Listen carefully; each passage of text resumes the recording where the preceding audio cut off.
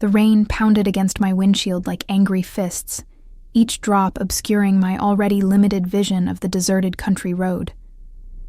My wipers fought a losing battle against the deluge as thunder cracked overhead, illuminating the dense forest on either side of me. I gripped the steering wheel tighter, my knuckles white with tension. This storm had appeared from nowhere, transforming my peaceful drive home from my late shift at the hospital into a nightmarish journey. "Just 5 more miles," I whispered to myself, the sound of my voice providing small comfort in the howling chaos. My ancient Toyota protested as I navigated around yet another fallen branch. I couldn't afford a new car on a nurse's salary, especially not with student loans hanging over me like a perpetual cloud. The headlights caught something unusual on the roadside ahead, a flash of color against the grim darkness. I squinted, slowing down instinctively. It could have been garbage blown by the wind, or an animal seeking shelter. Then I saw him, a small figure, huddled against the trunk of a massive oak tree. A child, a little boy in blue pajamas, drenched and shivering, his dark hair plastered to his forehead. "Oh my God," I gasped, pulling over immediately, my heart racing. I grabbed my umbrella from the back seat and rushed out into the storm, the wind nearly tearing the flimsy protection from my hands. "Hey there," I called softly, approaching slowly to avoid frightening him. The boy looked up, his face pale and tear-stained. He couldn't have been more than 4 or 5 years old. "Are you hurt? Where are your parents?"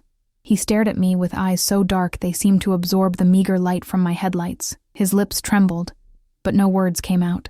"My name's Ellie," I said, crouching down to his level, sheltering him with my umbrella. "I'm a nurse. I help people." I noticed a small cut on his forehead. Nothing serious, but enough to concern me. "Can you tell me your name, sweetheart?" "Mateo," he whispered, his voice barely audible over the storm. "Mateo," I repeated with a reassuring smile. "That's a beautiful name. Are you lost? Where's your family?" His lower lip quivered. "Papa," he said, before breaking into sobs that shook his tiny frame. I couldn't leave him here. The temperature was dropping, and hypothermia would set in quickly. My nursing instincts took over. "Mateo, I'm going to take you somewhere warm and safe, okay? Then we'll find your papa."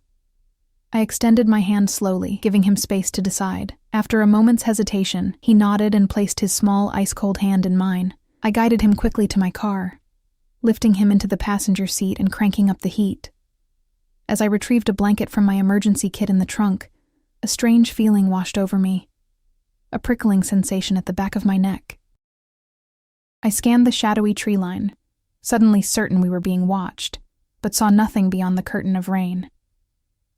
"You're safe now," I told him, as I tucked the blanket around his shivering body, though I wasn't entirely convinced myself. My apartment was closest, just 3 miles away. I could call the police from there and get this child warm and dry in the meantime. As I pulled back onto the road, Mateo clutched something in his small fist, a silver medallion on a broken chain. "Is that yours?" I asked gently. He nodded. "Papa's," he corrected in accented English. "Protect me." The medallion caught the light as he opened his palm, an ornate St. Michael design. Something about its craftsmanship suggested it wasn't an ordinary religious token. It looked expensive, old, perhaps European. "We'll keep it safe," I promised, focusing again on the treacherous road ahead. My apartment was a modest 1-bedroom on the 2nd floor of a converted Victorian house. Nothing special, but cozy, and mine. I carried Mateo upstairs, his arms wrapped tightly around my neck, his face buried against my shoulder. Mrs. Henderson from across the hall peered out curiously as we passed, but I managed a reassuring nod that discouraged questions. Once inside, I set Mateo down on my worn couch. "Let's get you dry and warm," I said, retrieving a towel and one of my oversized t-shirts that would serve as makeshift pajamas. While he changed in the bathroom, I made hot chocolate and called the local police. "Storm's got lines down all over the county," the dispatcher informed me after I explained the situation. "We've got every available officer dealing with accidents and flooding." "Can the child tell you anything about his family?" Just that he's looking for his father, I replied, keeping my voice low. His name is Matteo, and he has an accent. Maybe Italian? There's a medallion, too. We'll send someone as soon as possible. But it might not be until morning. Can you keep him safe until then? I glanced at the bathroom door, thinking of the frightened child behind it. Of course, I said, though uncertainty gnawed at me. After hanging up, I prepared my bedroom for Matteo and made up the couch for myself. When he emerged from the bathroom, swimming in my t-shirt, I had a mug of hot chocolate waiting for him. His dark eyes surveyed my apartment with surprising attentiveness for a child his age. "Do you live alone?" he asked suddenly, his English better than I'd initially thought. "I do," I answered, surprised by the question. "No husband? No babies?" I laughed softly. "No, none of those yet." I helped him onto a kitchen stool. "Matteo, can you tell me how you ended up alone in the storm?" His small face clouded. "Bad men," he whispered. "They took me from school. I runned away when they stopped the car." A cold dread washed over me. This wasn't a simple case of a lost child. "Someone kidnapped you?" I asked, trying to keep my voice calm. He nodded solemnly. "They said Papa would pay big money." Kidnapping. Ransom. I was suddenly way out of my depth. I reached for my phone again, but Matteo grabbed my wrist with surprising strength. "No more police," he said urgently. "Papa says police no good. He will find me." "Your papa? Who is he, Matteo? What's his name?" "Salvatore Russo," he said with unmistakable pride. Everyone knows Papa. The name meant nothing to me, but the way he said it, as though I should recognize it, sent another chill through me. I made a mental note to search the name once Matteo was asleep. It didn't take long for exhaustion to claim him. After finishing his hot chocolate, I tucked him into my bed, the medallion clutched tightly in his hand. I sat beside him until his breathing grew deep and regular, gently brushing the damp hair from his forehead. Back in my living room, I quickly typed Salvatore Russo into my phone's search bar. My breath caught as the results loaded. Salvatore Russo, suspected head of one of the most powerful criminal organizations on the East Coast. Linked to everything from arms dealing to high-level political corruption, though never convicted. The few available photos showed a forbidding man in his 40s with piercing dark eyes and a composed, aristocratic bearing that belied his alleged brutality. And I had his son sleeping in my bed. My hands trembled as I set the phone down. I should call the FBI, not the local police. But Matteo's words echoed in my mind. "Papa says police no good." A sudden knock at my door made me jump, my heart leaping into my throat. The digital clock on my microwave read 1:23 a.m. No one would be visiting at this hour, especially not during a storm. Moving silently to the door, I peered through the peephole. The hallway appeared empty. Perhaps it had been the wind, or a branch against the building. Then a voice, low and controlled, came through the door. "I know my son is in there. Open the door." Ice flooded my veins. How had he found us so quickly? I hadn't even called the police yet, and they wouldn't have released my address anyway. "I have a gun," I lied, my voice wavering despite my attempt at confidence. "I've called the police." A soft, humorless chuckle. "If you'd called the police, there would be sirens by now. As for your gun, you're holding your phone, not a weapon. I can see your shadow beneath the door." I stepped back, startled by his perception.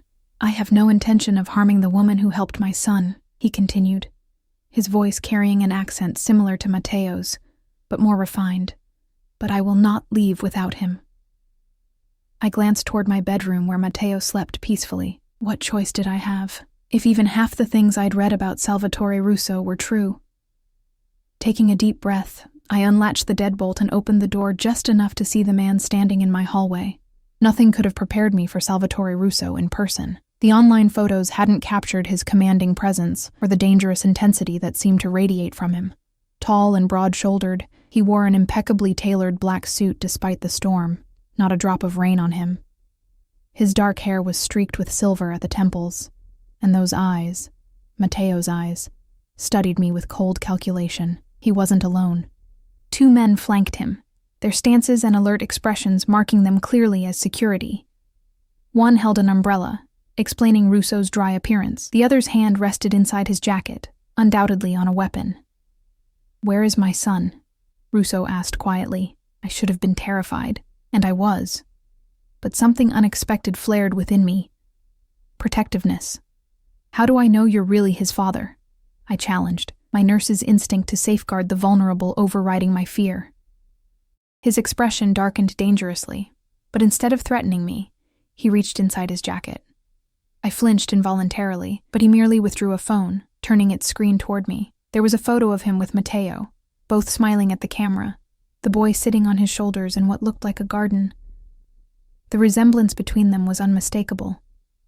"His mother died when he was an infant," Russo said, his voice softening slightly. "He's all I have. The medallion he carries, it belonged to my grandfather." As if summoned by our voices, a small figure appeared behind me. "Papa!" Matteo cried, pushing past me and running straight into Russo's arms. The transformation in the man's face was astonishing. The coldness melted away as he knelt down, gathering his son close, murmuring in rapid Italian. When he looked up at me again, his eyes held a warmth I wouldn't have thought possible moments before. "You kept him safe," he said simply. I nodded, unable to find words as I watched this notorious criminal cradle his child with such genuine tenderness. "I'm in your debt," he continued, rising to his feet with Matteo still in his arms. "Russo family doesn't forget such things." Before I could respond, he turned to one of his men. "Give her the envelope." The security guard produced a thick manila envelope, which Russo held out to me. For any inconvenience, I didn't take it. I don't want money for helping a child in danger. Something flickered in his expression. Surprise, perhaps respect. He tucked the envelope away. "Then perhaps you'll accept this instead." He removed an elegant business card from his pocket and pressed it into my palm. "If you ever need anything at all, this number will reach me directly." Our fingers brushed, and an unexpected current seemed to pass between us. His eyes held mine for a moment longer than necessary, something unreadable in their depths. "Good night, Ms. Oh, Ellie," I supplied automatically. "Ellie Mason." "Ellie Mason," he repeated, as though committing it to memory. "This won't be the last time we meet." It wasn't a question or a pleasantry. It was a statement of fact, a promise that sent a complicated thrill of both fear and anticipation through me. As they turned to leave, Matteo waved over his father's shoulder. "Bye, Ellie," he called sleepily. I raised my hand in response, but my eyes remained fixed on Salvatore Russo's retreating form. Only when they disappeared down the stairwell did I close my door, sliding the deadbolt back into place with trembling fingers. I leaned against the wood, my heart racing. The business card in my hand seemed to burn against my skin. I knew I should throw it away, forget this night had ever happened, and go back to my ordinary life. Instead, I carefully placed it in my wallet. I had saved a child tonight. I should have felt only relief that he was safely back with his father. But as I settled onto my couch, inhaling the lingering scent of expensive cologne that Salvatore Russo had left in my apartment, I couldn't shake the feeling that I had just made a decision that would irrevocably change my life. The storm outside began to subside, but another kind of tempest was just beginning. I tried to return to my normal routine in the days that followed, but Salvatore Russo's words echoed in my mind. "This won't be the last time we meet." Each shift at Memorial Hospital's emergency department blurred into the next as I checked every new arrival, half expecting to see his commanding presence. I jumped whenever my phone rang, though the number on his business card never appeared on my caller ID. A week passed. Then, too, I began to think that night had been a strange dream, a story I'd conjured during the storm, until the flowers arrived. I was finishing a 12-hour shift, my feet aching and my scrubs splattered with evidence of a particularly chaotic day, when Janine at the reception desk called me over. "Someone must really like you," she said with a raised eyebrow, nodding toward an arrangement that dominated the counter. White lilies and blood-red roses, artfully combined in a crystal vase that probably cost more than my monthly rent. "There's been a mistake," I said, even as I reached for the small envelope nestled among the blooms. The card inside bore just 3 words in elegant script. I remember everything. No signature, but none was needed. My heartbeat quickened as I touched one of the velvety rose petals. Secret admirer? Janine pressed, curiosity bright in her eyes. Something like that, I murmured, gathering the vase. I should get these in water. The weight of the arrangement pulled at my tired arms as I carried it to the staff room, aware of the stares following me. In 4 years at Memorial, I'd never received so much as a carnation from the hospital gift shop. I placed the flowers in my locker, keeping only the card, which I slipped into my pocket. As I changed out of my scrubs, my fingers brushed against Russo's business card, which I'd transferred to each pair of pants I'd worn since that night, like a talisman, or a warning. The parking garage was nearly empty when I left, the fluorescent lights casting harsh shadows between the concrete pillars. My footsteps echoed as I walked to my usual spot on the 3rd level. Where my Toyota should have been, a sleek black Audi SUV waited instead. I froze, my hand automatically reaching for my phone. Before I could dial, the driver's door opened, and a woman emerged. Tall, immaculately dressed in a pantsuit that probably cost more than my monthly salary. Her dark hair was pulled back in a severe bun, and her expression was professionally blank. "Ms. Mason," she greeted me, her voice carrying the barest hint of an accent. "Mr. Russo sends his apologies for the delay in expressing his gratitude." "The flowers were enough," I said cautiously, keeping my distance. "The flowers were a token. This," she gestured to the vehicle, "is gratitude." I stared at her in disbelief. "He's giving me a car? The paperwork is complete. Your previous vehicle has been taken care of." She held out a small leather folio containing what appeared to be registration documents and a key fob. "Mr. Russo insists on your safety. Your Toyota had faulty brakes and a deteriorating fuel line." My mouth went dry. How would he know that? She didn't answer, merely extending the folio further until I reluctantly took it. "There's a tracking system, isn't there?" I asked, already knowing the answer. A flicker of something, respect perhaps, crossed her face. "For your protection only," she replied smoothly. "Mr. Russo values your well-being." I should have refused. I should have handed everything back and walked away. But a crushing weariness swept over me, the weight of years of financial struggle pressing down. My Toyota had been on its last legs. I'd been saving for repairs but couldn't afford them yet. "Please thank Mr. Russo," I said finally. "But tell him I don't like owing debts I can't repay." The woman's lips curved into the ghost of a smile. "He anticipated you might say that. The envelope in the glove compartment addresses your concern." With a respectful nod, she walked past me toward a second vehicle I hadn't noticed, a black sedan with tinted windows, idling discreetly in the shadows. Alone again, I approached the SUV, running my hand over its gleaming surface. The key fob unlocked it with a soft click. The interior smelled of new leather and something else, the same cologne I'd detected in my apartment that night. I opened the glove compartment with trembling fingers. Inside lay a manila envelope identical to the one he'd offered at my door. This time, I opened it. Instead of cash, I found documents, student loan statements, medical bills, credit card debts, all stamped, paid in full. My knees weakened, and I sank into the driver's seat. Every financial burden that had haunted me for years, gone. The total had to be well over $100,000. No conditions stated, no repayment terms, just erased. I felt sick. This wasn't gratitude, it was ownership. Yet even as indignation flared, a treacherous voice whispered in my mind, "Freedom. You're finally free." I started the engine, which purred to life with a richness my old Toyota had never known. As I navigated out of the garage, I noticed the woman watching from her sedan, speaking into a phone, reporting to her boss that his gift had been accepted. My apartment felt different when I returned, smaller, shabbier in contrast to the luxury waiting outside. I poured myself a glass of wine, hands still shaking as I sank onto my couch, staring at the business card I'd finally taken from my pocket. One call would end this. I could demand he take back the car, reverse the payments, return to my struggle, but keep my independence. My phone rang before I could decide, an unknown number lighting up the screen.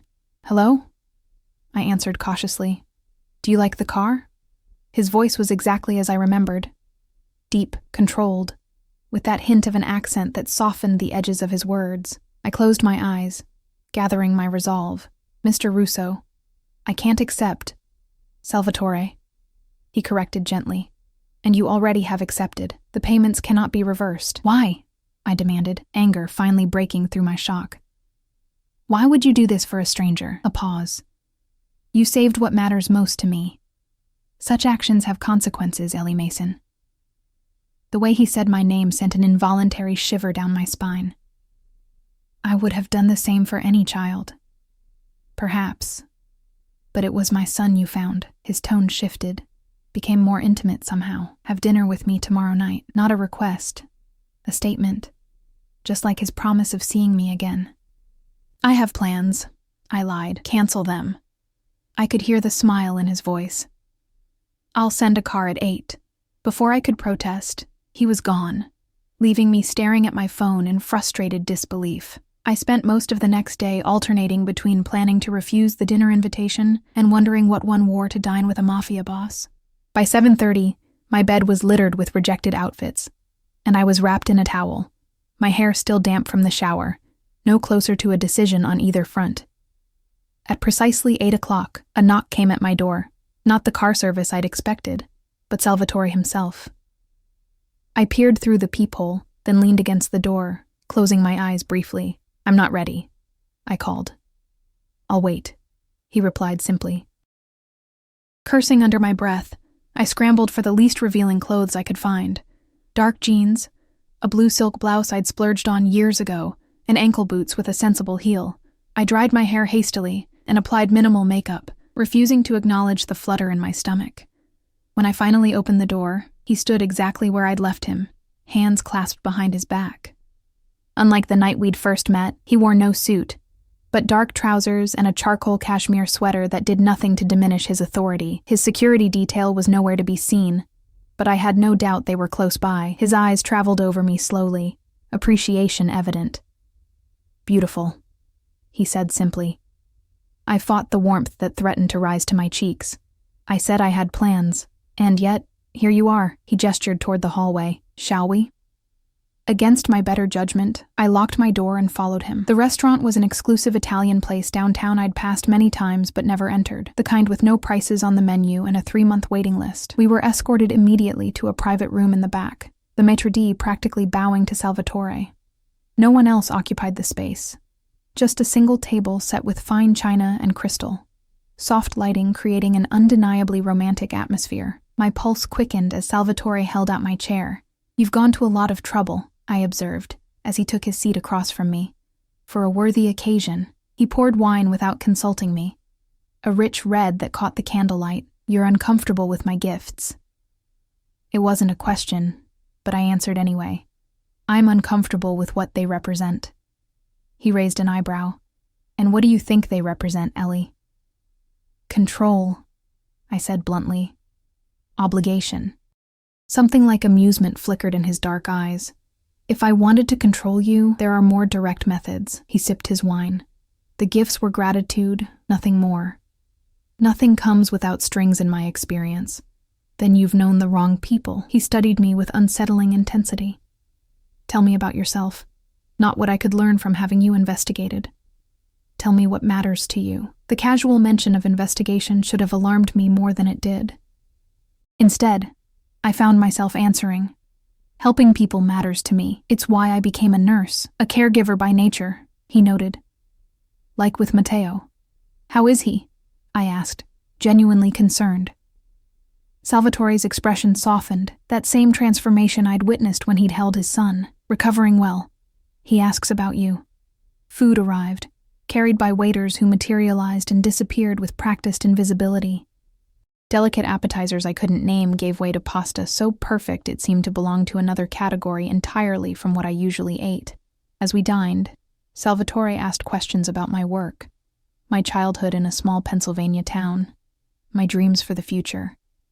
He listened with surprising attentiveness, as though my ordinary life fascinated him. In turn, he shared carefully edited stories of growing up in Sicily, his migration to America as a teenager, his love of classical music and Renaissance art.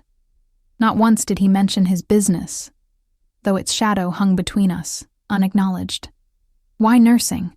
he asked, as dessert arrived, a confection of chocolate and berries that looked too artful to eat. "With your intelligence, you could have been a doctor." "Doctors diagnose and prescribe," I said. "Nurses heal. We're the ones who sit with patients through the night, who notice when something's wrong, who hold hands when family can't be there." I shrugged.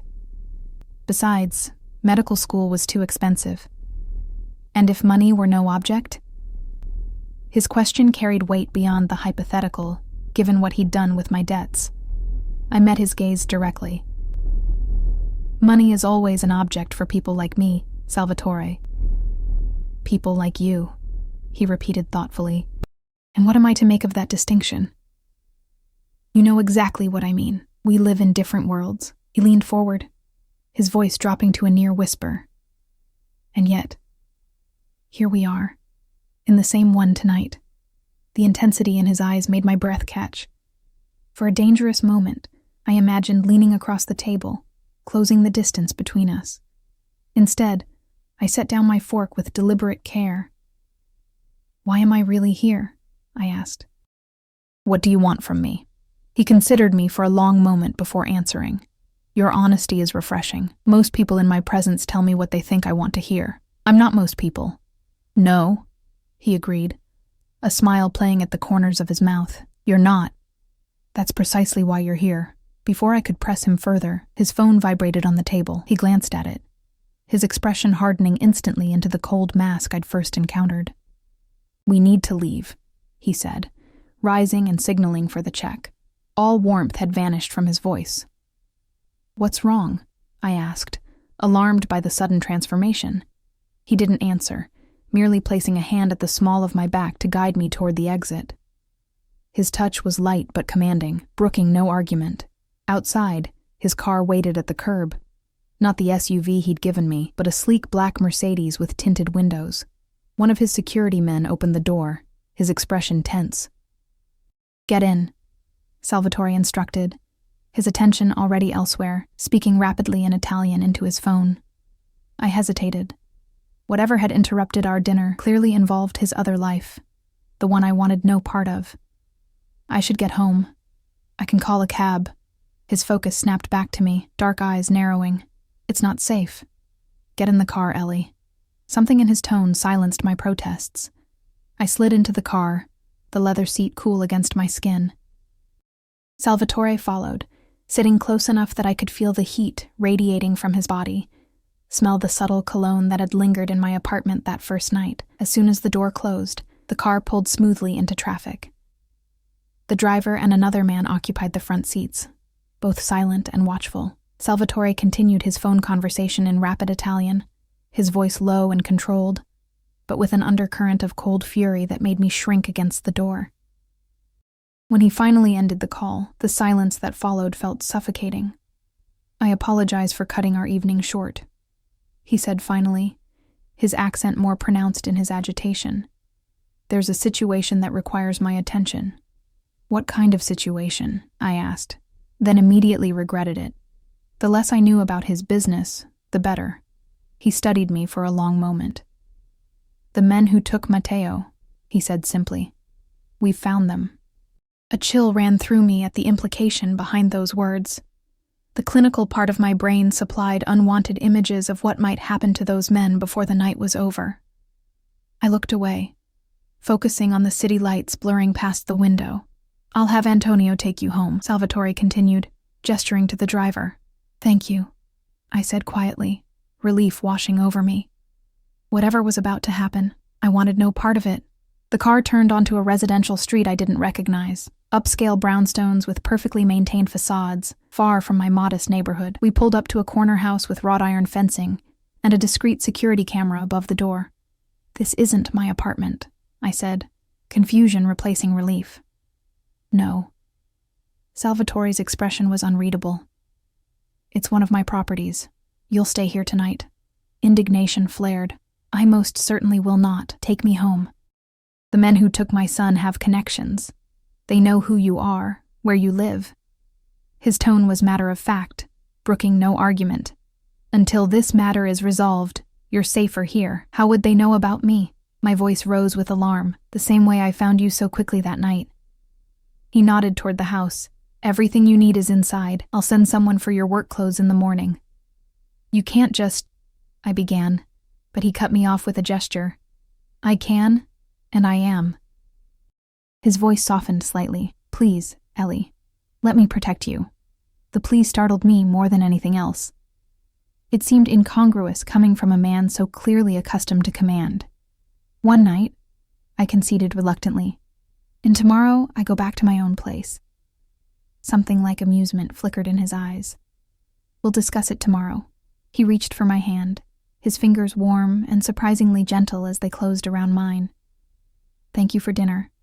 Despite its abrupt end, it was the most pleasant evening I've had in some time. Before I could respond, he raised my hand to his lips, pressing a kiss against my knuckles that sent an unexpected jolt of electricity through me. His eyes held mine, dark and intense, communicating something beyond words. Then he was gone, sliding back into the car with fluid grace while another vehicle pulled up behind us. An identical Mercedes that must have been following us all evening. Antonio, the driver, escorted me to the door, unlocking it with a key card before handing it to me. The alarm is already disabled, Ms. Mason. Mr. Russo said to make yourself comfortable. The interior of the brownstone stole my breath. Soaring ceilings, gleaming hardwood floors, artwork that looked museum-worthy. Modern furniture in neutral tones created an atmosphere of understated luxury. Everything was impeccably tasteful, without the gaudy ostentation I might have expected. I wandered through the space, feeling like an intruder. The kitchen was a chef's dream, all stainless steel and marble. The living room featured a fireplace large enough to stand in. A wooden staircase with iron railings led to the upper level, where I found 3 bedrooms. The master suite was larger than my entire apartment, with a bathroom that included both a rainfall shower and a soaking tub that could easily fit 2 people. That thought sent heat rushing to my face. In the second bedroom, I found women's clothing laid out on the bed. Silk pajamas, jeans, and blouses in approximately my size, even underwear with tags still attached. The presumption both annoyed and unnerved me. How long had Salvatore been planning this? I changed into the pajamas, unable to deny their comfort against my skin, then explored the third bedroom, which had been converted into a home office. A laptop sat on the desk, alongside a framed photograph that caught my attention.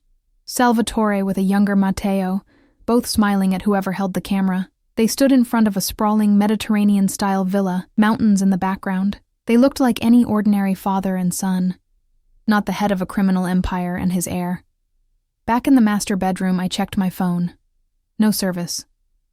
The Wi-Fi networks visible all required passwords I didn't have. I was effectively cut off from the outside world, trapped in a golden cage.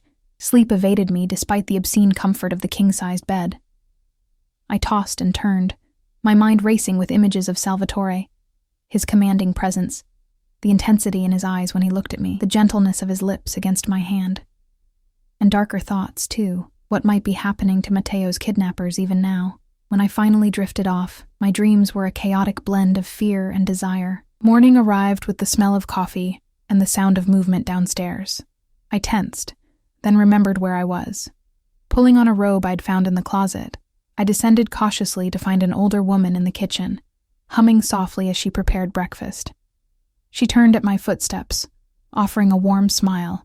"Buongiorno, Miss Mason. I am Sophia." Her accent was thicker than Salvatore's, her English more halting. "Mr. Russo say you like eggs. I make frittata." "Thank you," I said, accepting the mug of coffee she offered. "Where is Mr. Russo?" "Business," she replied vaguely, turning back to the stove.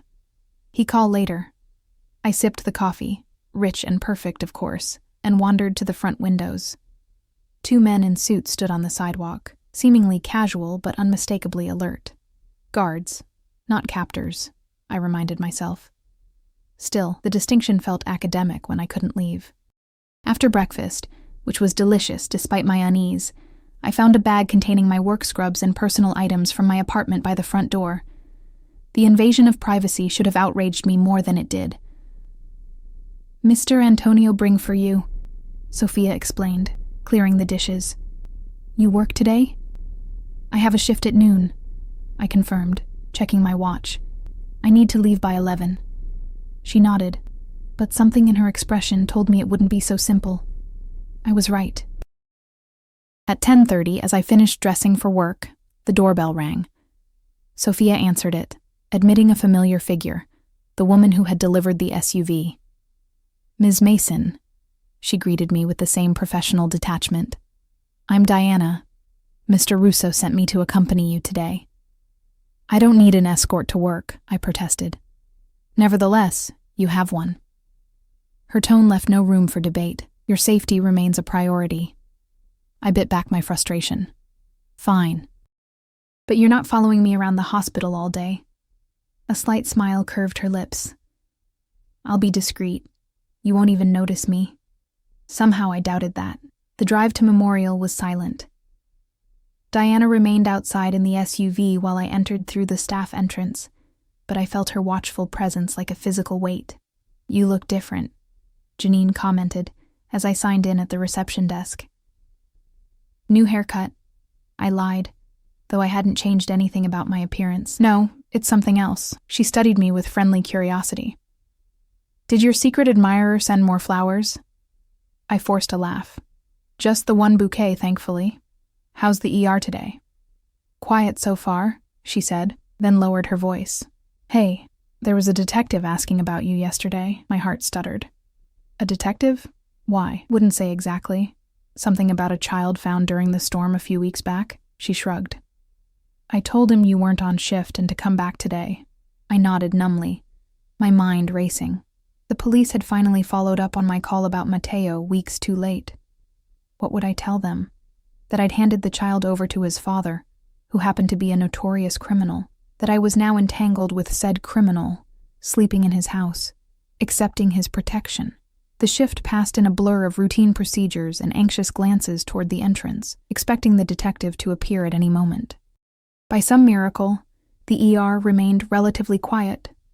A few minor injuries, an elderly patient with chest pain that turned out to be indigestion, a child with an ear infection. During my break, I slipped outside to call my parents, needing to hear their familiar voices, to anchor myself to my real life. My mother answered, full of cheerful news about their retirement community in Florida. I let her chatter wash over me, responding at appropriate intervals while scanning the parking lot. Diana's SUV remained where she'd parked it, her silhouette visible behind the tinted windows. You sound tired, honey, Mom said finally, her maternal intuition cutting through my distraction. Just busy at work, I assured her. How's Dad's golf game? Terrible as ever, but don't tell him I said so. When are you coming to visit? We haven't seen you since Christmas. The question triggered a wave of homesickness so intense it nearly brought tears to my eyes. Soon, I promised. I love you both. After hanging up, I stared at my phone, my thumb hovering over Salvatore's number. I wanted to demand answers. When would this protection end? What had happened to Mateo's kidnappers? When could I return to my normal life? Before I could decide, my phone vibrated with an incoming text from an unknown number. Detective Michael Reynolds, Homicide Division, will arrive at 6:15 p.m. Do not speak with him alone. My blood ran cold. Homicide Division? And how had whoever sent the text known about the detective before I mentioned it to anyone? The answer came seconds later with another text. Diana will intervene. Trust no one in uniform. S. Salvatore was having me watched inside the hospital, too. The realization should have frightened me more than it did. Instead, a disturbing sense of security settled over me. Whatever happened, I wasn't facing it alone. When my shift ended at 6, I deliberately lingered in the staff room, dreading the confrontation to come. At precisely 6:12, my phone vibrated again. Exit through emergency bay 3. Car waiting. I hesitated only briefly before following the instruction, slipping out a side entrance typically used for ambulance transfers. Diana stood beside the SUV, door already open. Detective Reynolds is speaking with reception, she informed me as I approached. We have a narrow window. I can't just run from the police, I protested, even as I slid into the vehicle. You're not running, you're postponing. She closed the door and circled to the driver's side. Mr. Russo's attorney will contact you to arrange a proper interview when it's safe. Safe from what? I demanded as she pulled away from the hospital. What's going on? Why is homicide interested in me? Diana's eyes met mine briefly in the rearview mirror. 2 bodies were found in the harbor this morning. They've been identified as the men who kidnapped Mateo. The clinical part of my brain supplied images I immediately tried to banish. Bloated bodies, fish-eaten flesh, the evidence of violence before death. I swallowed hard. And they think I'm involved? My voice sounded distant to my own ears. They know you found Mateo. They're connecting dots. Her tone remained professional, detached. Mr. Russo is handling it. Handling it how? I asked, though I feared I knew the answer. Her silence was confirmation enough. We didn't return to the brownstone, but drove instead to a high-rise apartment building downtown with a discreet security presence in the lobby. The elevator required a keycard for access to the upper floors. Diana escorted me to the penthouse level, then stepped back as the doors opened. Mr. Russo is waiting, she said simply. The penthouse took my breath away. Floor-to-ceiling windows showcased the city skyline, now glittering with evening lights. The decor was similar to the brownstone, but even more luxurious, with custom furniture and what appeared to be original artwork on the walls. The space breathed wealth and power, but with understated elegance rather than gaudy display. Salvatore stood by the windows, his back to me, a tumbler of amber liquid in his hand. He wore a perfectly tailored suit, his posture rigid with tension. The city lights cast his silhouette in sharp relief, a dark figure against the glimmering backdrop. You should have told me about the detective, I said without preamble. He turned slowly, his expression unreadable in the dim light. I just did. Through a text? After they were already looking for me? My voice rose with indignation. 2 men are dead, Salvatore. 2 kidnappers who would have killed my son if their demands weren't met. His voice remained calm, but with an edge of steel beneath. Men who knew your face, your name, where you worked. Did you kill them? The blunt question hung in the air between us. Salvatore studied me for a long moment, then set his glass down on a side table and moved closer. Would it matter if I said no? He asked quietly. I met his gaze without flinching. It would matter to me. Something flickered across his face. Respect, perhaps, or surprise at my directness. He gestured to a plush sofa. Sit. Please. I remained standing. Answer the question. I gave orders to find them and bring them to me for questioning, he said finally. They resisted. Things escalated. His tone was matter-of-fact, as if discussing a business transaction rather than deaths he'd orchestrated. Their associates remain a threat to you. To me, or to you, I challenged. I'm a liability now, a witness who can connect you to Mateo's kidnapping. His eyes narrowed. You think I'm protecting you to silence you? Aren't you? In 3 quick strides, he closed the distance between us. I forced myself not to step back as he loomed over me, his presence overwhelming in the dimly lit room. If I wanted you silenced, Ellie, he said, his voice a low growl, we wouldn't be having this conversation. A shiver ran through me. Fear, yes, but something else too. Something I didn't want to acknowledge. I swallowed hard. Then why am I here? Why all this? I gestured around the penthouse, the car, paying my debts, the protection. What do you want from me? You. The single word hung in the air between us, charged with meaning. From the moment I saw you standing in your doorway, defying me to protect a child you'd just met, I knew you were different. His confession stunned me into silence. I'd expected manipulation, control, perhaps even threats, not this raw honesty. This is insanity, I whispered finally. You don't even know me. I know enough. He reached up, his fingers brushing my cheek with surprising gentleness. You're compassionate but fierce, practical, yet idealistic. Beautiful. Though you don't see it yourself. I should have pulled away. Instead, I found myself leaning into his touch, my body betraying my better judgment. I can't be part of your world, I said, the words catching in my throat. What you do, who you are.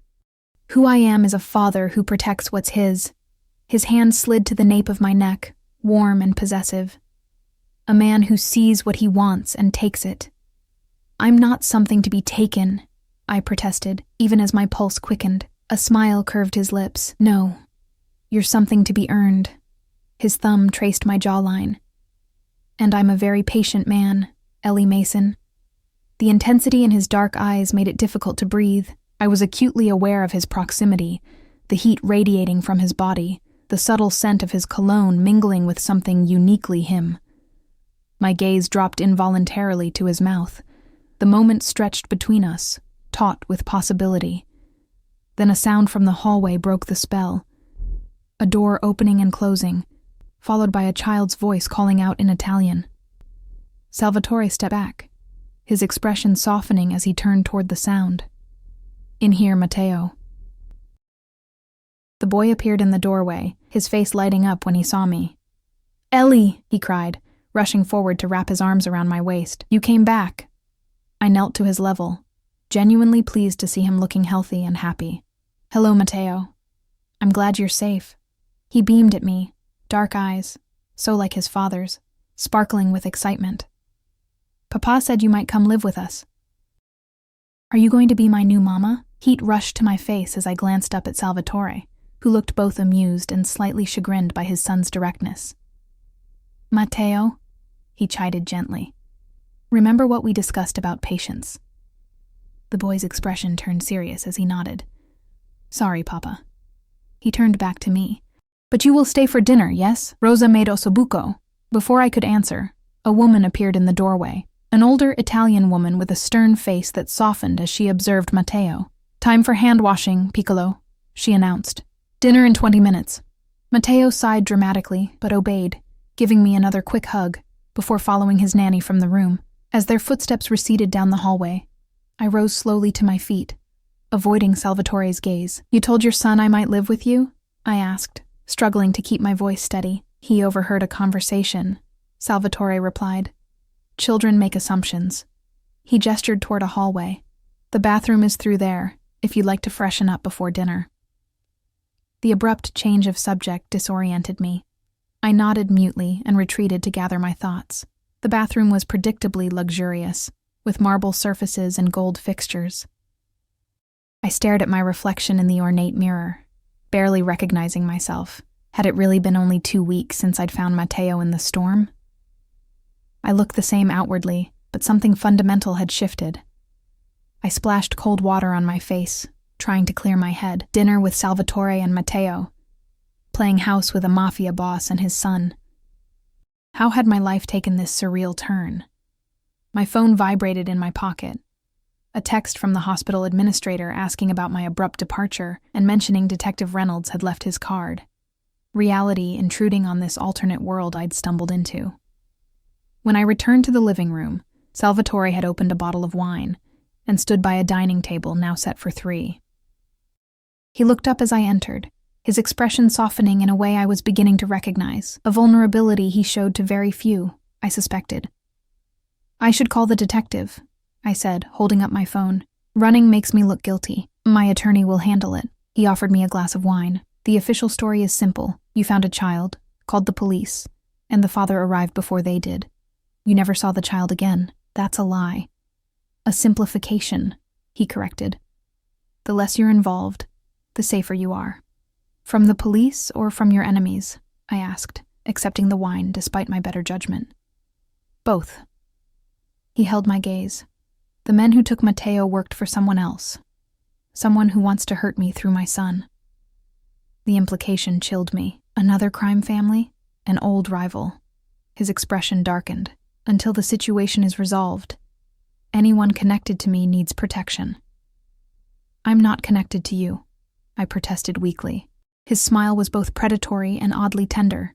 "We both know that's no longer true."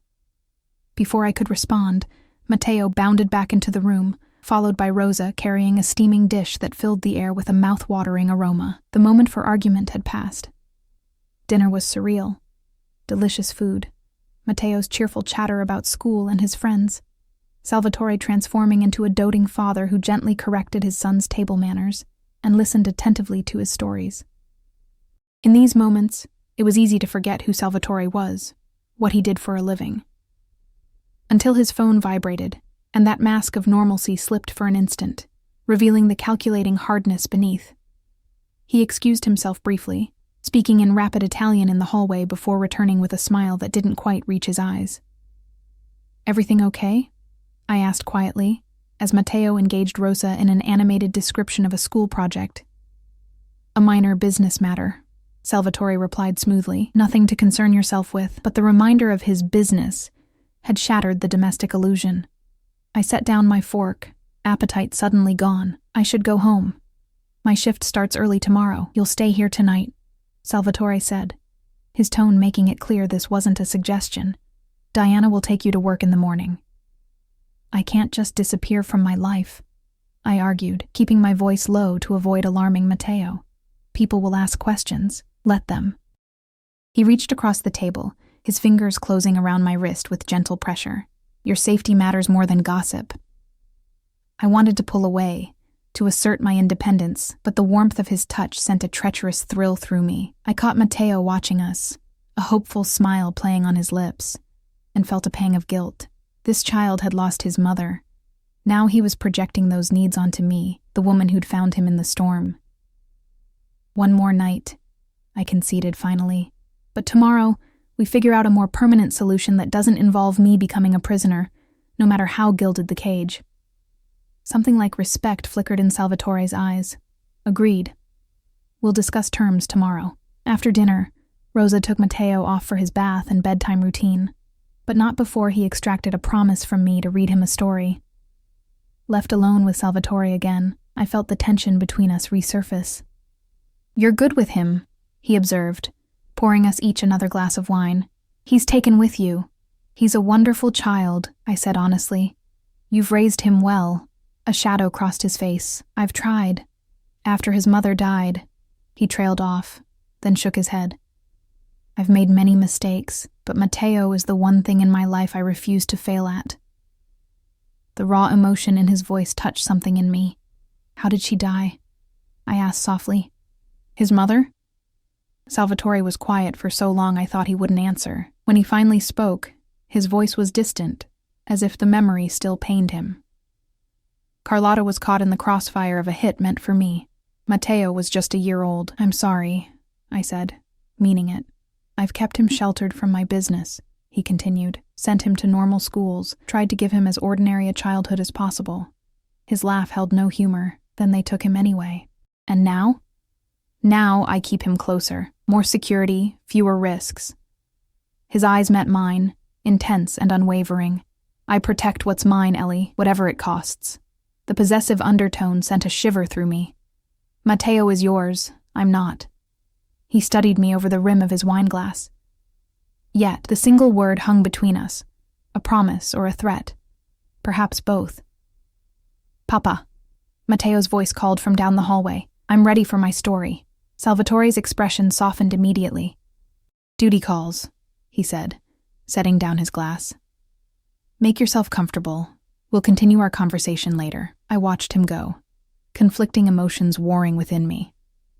Attraction, fear, curiosity, wariness, all tangled together in a knot I couldn't unravel.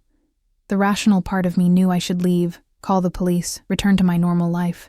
The woman I'd been 2 weeks ago would have done exactly that, but that woman hadn't seen Salvatore Russo with his son, hadn't felt his touch or experienced the intoxicating sense of being the sole focus of his intense attention, hadn't glimpsed the man beneath the monster the world believed him to be.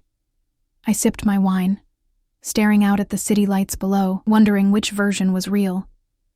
The ruthless criminal who ordered deaths without remorse, or the devoted father who read bedtime stories. Perhaps they both were, and that realization terrified me more than anything else. I must have dozed off on the living room sofa, because I woke to find Salvatore draping a cashmere throw over me. The city lights beyond the windows had dimmed, and the penthouse was silent, except for the soft ticking of an ornate clock. "What time is it?" I murmured, disoriented by sleep. "Just after midnight," he answered, his voice a low rumble in the stillness. "Matteo is asleep. I've prepared the guest room for you." I sat up, rubbing my eyes. I should have said goodnight to him. A smile softened Salvatore's features. He fell asleep halfway through the third story. I'll tell him you'll see him at breakfast. The casual domesticity of the statement jarred me fully awake. This wasn't my life, this luxury, this family. I was a nurse from a small town who lived paycheck to paycheck in a cramped apartment, not whatever fantasy Salvatore seemed to be constructing around me. About tomorrow, I began, gathering my courage. I meant what I said. I can't keep living like this, shuttled between safe houses, watched constantly, cut off from my real life. He sat beside me, close enough that I could feel the heat radiating from his body. Your real life, as you call it, is no longer safe, not until this threat is neutralized. And when will that be? I challenged. A week? A month? Years? I can't put my life on hold indefinitely because of your enemies. Something dangerous flickered in his dark eyes. You're alive because of my protection. The men who took Matteo had your photograph, your address, your work schedule. They were planning to use you to get to him again. My blood ran cold. How do you know that? They told me before they died. The matter-of-fact statement hung in the air between us, a stark reminder of the violence that underpinned his world. I shuddered involuntarily. I understand this is difficult, he continued, his tone softening. But I will not risk your safety, Ellie. Not when I can prevent it. By keeping me prisoner? My voice caught on the word. Salvatore's expression hardened. By keeping you alive. He took my hand, his grip firm, but not painful.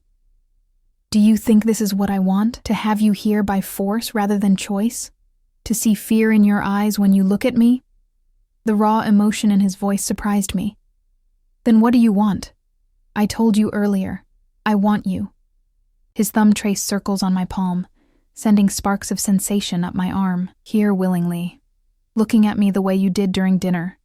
Like you were seeing the man, not the monster. My heart hammered in my chest.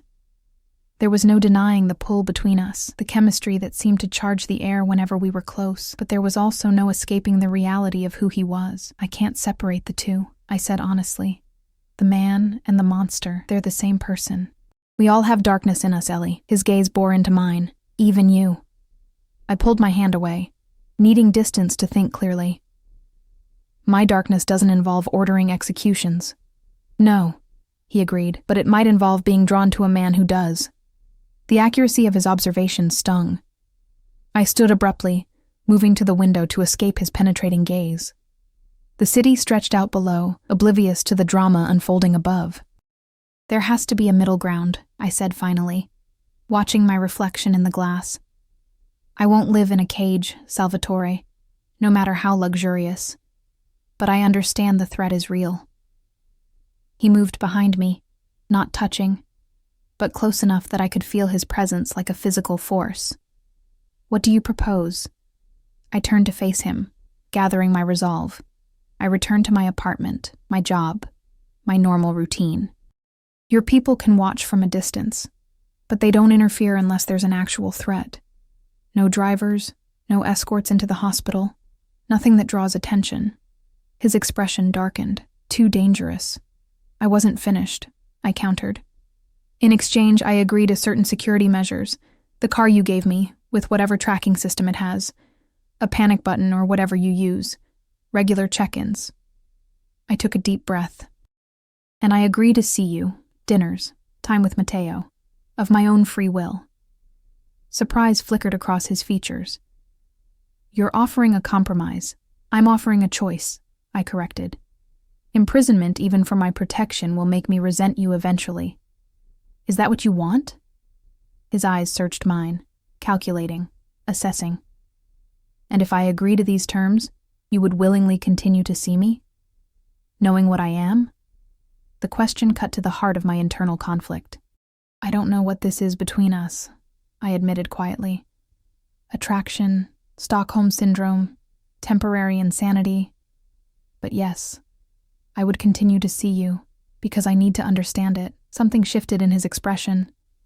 Triumph, perhaps, or satisfaction. He reached out, his fingers grazing my cheek with unexpected tenderness. You're a fascinating woman, Ellie Mason. Is that a yes? I pressed, fighting the urge to lean into his touch, with modifications. His hand slipped to the nape of my neck, a possessive gesture that sent heat spiraling through me. You'll stay at the brownstone, not your apartment. It's more secure, and no one knows you're connected to it yet.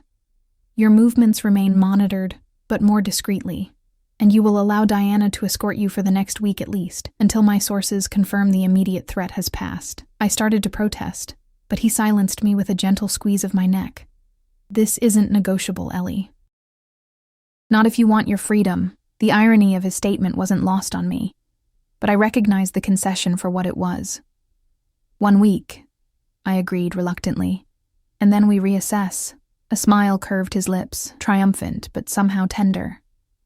1 week, he echoed, his thumb tracing my jawline. Now, shall I show you to your room? The invitation hung between us, laden with implication. I knew with absolute certainty that if I gave any sign, any hint that I wanted more, Salvatore would take it, take me, without hesitation.